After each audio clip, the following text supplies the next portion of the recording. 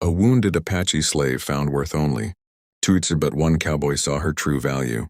They said she was worth $2, less than a sack of grain, less than a rusted horseshoe. But when she lifted her bruised face toward the sun that morning, barely able to stand, something inside her refused to break. And that was the moment Caleb Ryder, a quiet cowboy passing through Dust Creek, first saw her, not as a slave, not as property, but as a human being who had survived more pain than most men could bear in a lifetime. Before we continue this powerful story, make sure to like, share, and subscribe to Heart Trail Stories, where every story reminds us that kindness still matters. Caleb hadn't planned to stop at the trading post. He was only there to buy feed and maybe ask about work. But the moment he saw the thin girl with torn ropes biting into her wrists, he froze. She looked around 18 or 19, an Apache girl, trembling with exhaustion, one ankle bruised purple from a shackle. Her captors spoke loudly like they were haggling over a broken tool. $2, one man said. If anyone even wants her. Caleb felt something twist inside his chest. He'd seen cruelty before. But this felt like watching someone throw a soul into the dust. He stepped forward. I'll pay. The slavers laughed. Cowboy, she ain't worth saving. She won't last a week.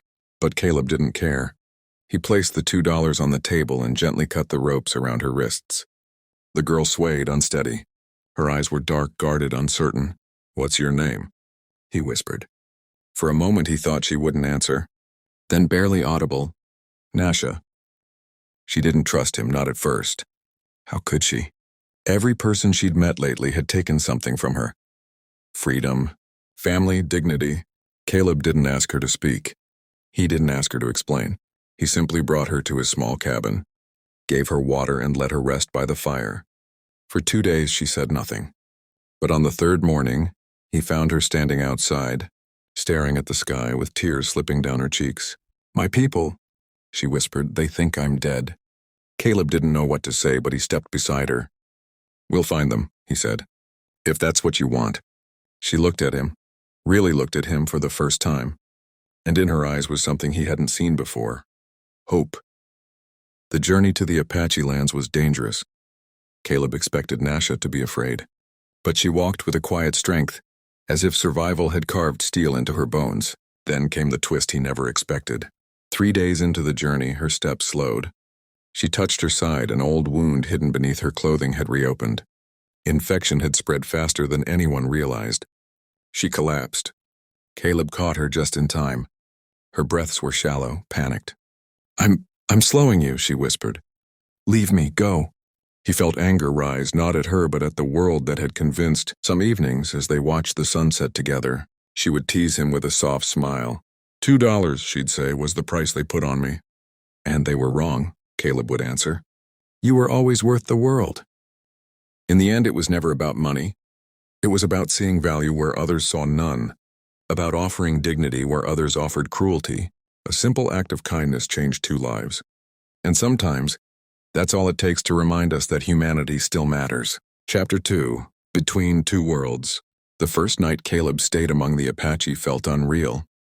Not because he was afraid and not because he was unwelcome, but because everything around him felt sacred, almost untouched by the cruel world he knew. A soft wind moved through the pines as distant drums echoed, like a heartbeat across the land. Children watched him with wide, curious eyes. Hershey was disposable.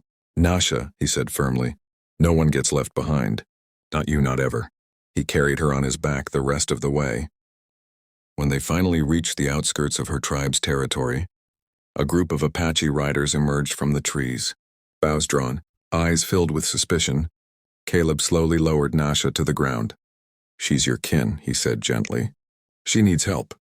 The warriors recognized her instantly. Shouts of shock echoed through the forest. A woman, likely her mother, fell to her knees, clutching Nasha with trembling hands. Caleb stepped back, unsure if he should stay or leave. But then the tribal elder approached him. You gave $2, he said solemnly. But what you returned to us is priceless. Caleb tried to speak, but the elder raised a hand. Your kindness saved a daughter of our people.